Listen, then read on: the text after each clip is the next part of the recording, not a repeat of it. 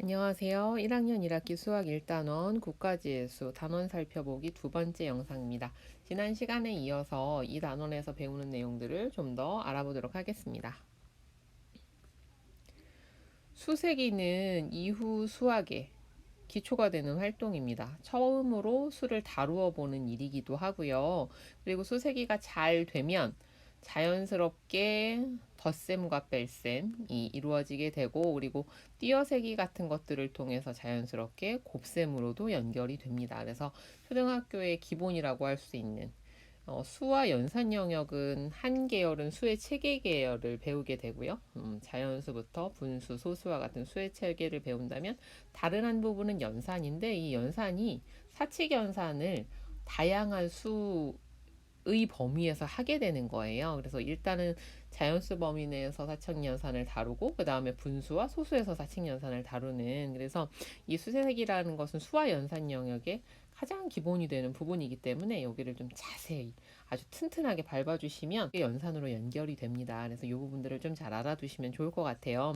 사진을 한번 보세요. 어떤 모습인가요?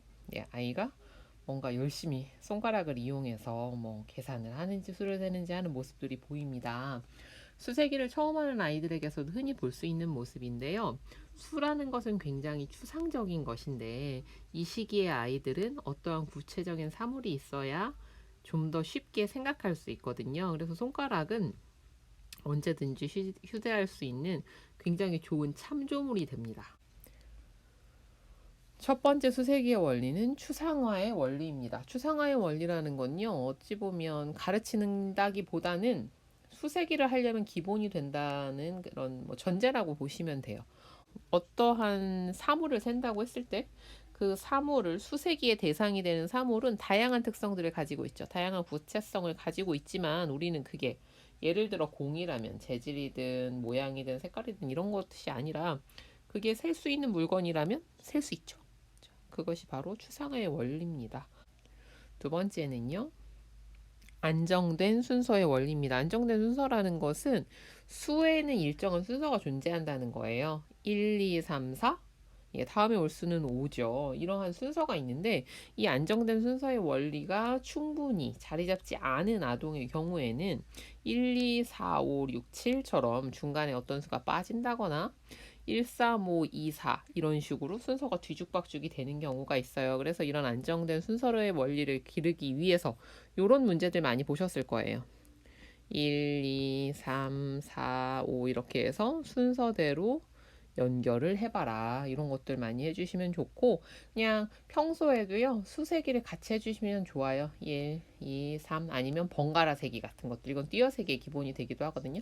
1, 아이가 2, 또 내가 3, 아이가 4 이렇게, 아니면 1, 2, 3, 4, 5, 6 이런 것들도 다양하게 해주시면 좋고, 항상 1부터 시작하는 것이 아니라 5부터 시작해서 뒤에 있는 수 이어세기 이런 것들도 해주시면 좋습니다. 다음은 순서 무관의 원리입니다. 앞에 있는 거랑 이야기가 좀 다르죠. 순서 무관의 원리라는 것은 뭐냐면, 수가 배열이 달라지거나 세는 방향이 달라진다고 하더라도 그 전체 수량에는 차이가 없다는 겁니다. 요런 순서로 세던, 이런 순서로 세던 수량이 4인 것은 변함이 없죠. 이것을 잘 알아야 아이들이 수가 어떤 배열의 변화나 우리가 세는 순서에 따라서 변하지 않는구나 라는 것이 딱 자리가 잡히면 그때부터 이제 연산이 좀 가능해지기 때문에 이 부분도 신경 써서 해주시면 좋고요. 또 요걸 이용해서 수세기 전략을 할 때 구체물을 이용하시면, 이렇게 수가 있다면 이 수들을 내가 이미 센 수들은 저쪽으로 이동시키면서 둘, 셋, 넷 이런 것들도 가능하게 되죠. 수를 셀 때 세는 순서와는 무관하게 그 수량이 변하지 않는다는 이 순서 무관의 원리 때문에 가능한 일입니다. 다음은 1대1 대응의 원리입니다. 수세기를 할 때 수를 세려는 대상이 있다면 우리는 그 대상에 하나씩의 수를 대응해야 합니다. 그런데 만약 세려는 대상 하나 이상의 수를 대응하게 된다면 전체 수량이 틀리게 되겠죠. 그래서 수를 세실 때 조금 천천히 손가락으로 짚어가면서 1, 2, 3, 4 이런 식으로 해주시는 게 좋아요. 그래서 아이가 수를 셀 때 오류가 난다면 도대체 어디에서 나는지를 잡아보시면 돼요. 안정된 순서의 원리가 제대로 되어 있지 않은 아이라면 수 세는 거를 들어보시면서 해보시면 될 거고요.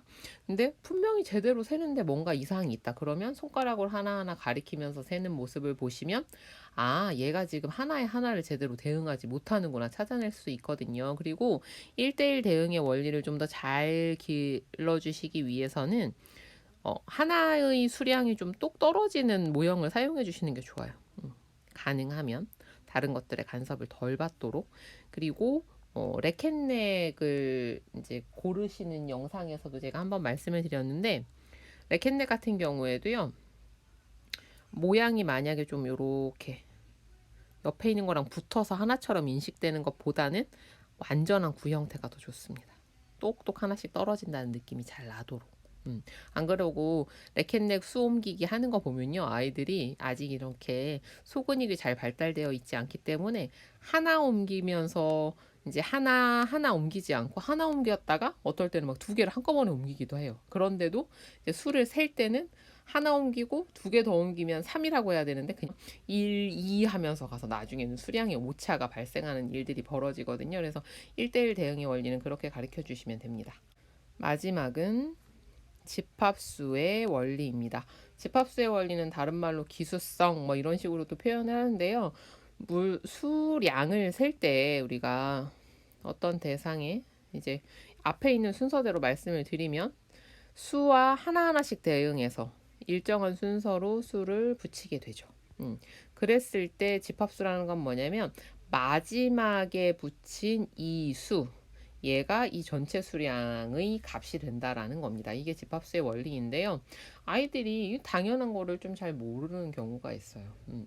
그래서 순서무관의 원리가 충분히 머리에 들어있지 않은 아이들은요. 이렇게 해놓고 나서 수배열을 바꿔서 예를 들어 요게 앞으로 옵니다.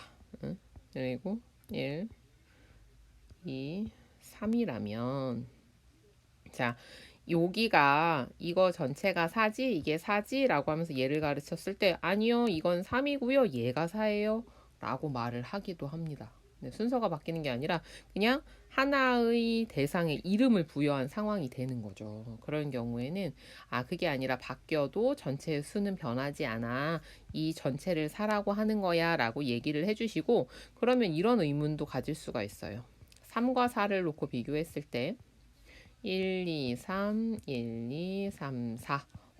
여기도 1, 2, 3이 있고 여기도 1, 2, 3이 있는데 왜 얘는 4고 얘는 3이에요? 라고 한다면 여기도 1, 2, 3이 있고 이쪽에도 1, 2, 3이 있는데 만약 1이나 2나 3으로 이야기한다면 얘랑 비교할 수가 없잖아. 그래서 우리는 이름을 쭉 붙이고 마지막 수를 그 전체의 수로 부를 거야 라고 설명을 해주시면 됩니다. 이렇게 해서 수세기의 원리 알아봤고요. 아이들이 수세기를 잘 못하는 경우에는 이 5가지의 원리를 보시면서 어디가 부족한지 찾아내셔서 그 부분을 좀 더 많이 연습시켜 주시면 됩니다. 다음은 수 사이의 관계입니다. 수 사이의 관계라는 것은요. 수의 합성, 모으기, 분해, 가르기를 통해서 수 사이의 관계를 이해하는 건데 그 가장 기본이 되는 활동이 바로 1만큼 더 큰 수와 1만큼 더 작은 수를 찾아내는 활동입니다. 1만큼 더 큰 수와 더 작은 수는요. 이렇게 기준이 되는 수를 하나 만들어 놓으시고 여기서 하나 적다면 하나를 빼자. 하나 더 많다면 그보다 하나를 더 하자. 처음에는 이렇게 표상들을 가지고 하시면서 얘랑 같이 수를 연결시켜 주면 되죠. 이렇게 해서 1만큼 더 큰 수와 1만큼 더 작은 수들을 계속 알려주시면 이게 이후에 수의 크기를 비교하는 바탕의 활동이 되기도 하고요. 또 자연스럽게 수의 순서를 익히게 되기도 합니다.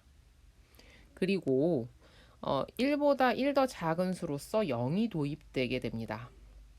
이 0은 없음, 값이 없을 때 우리가 뭐 접시 같은 데다가 초코볼이 하나씩 있어. 그러면 자 여기 초코볼이 하나 있고 하나 더 많으면 2개 있어.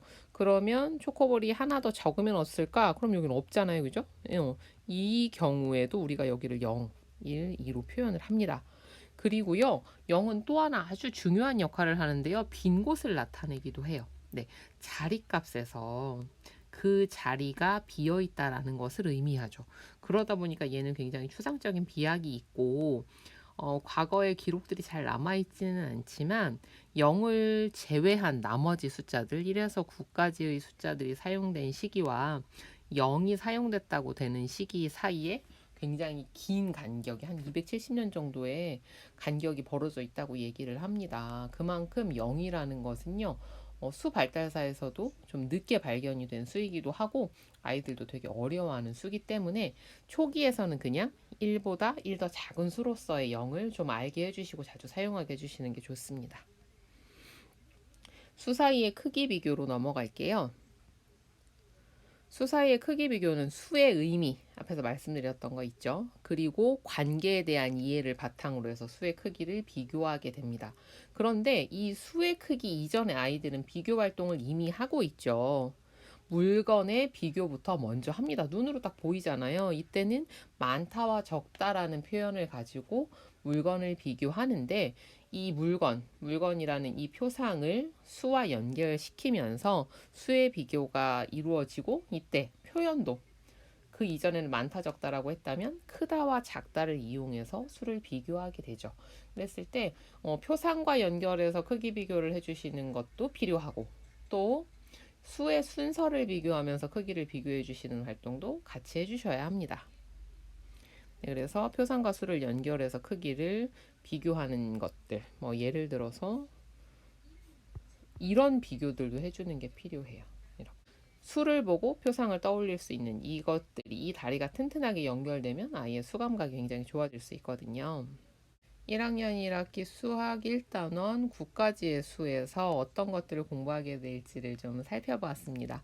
이런 것들에 대한 이해를 가지고 아이들을 지도하신다면 아이들이 보이는 오류나 이런 것들도 좀 더 적절하게 대처하실 수 있고요. 그리고 가르치시는데 도움이 될 수 있을 거라고 생각합니다. 많은 도움이 되는 영상이었기를 바라고요. 다음 영상에서는 이제 학생들이 직접 보고 공부할 수 있는 영상들을 올려보도록 하겠습니다. 오늘도 영상 들어주셔서 감사합니다. 다음에 더 좋은 영상으로 찾아뵙겠습니다.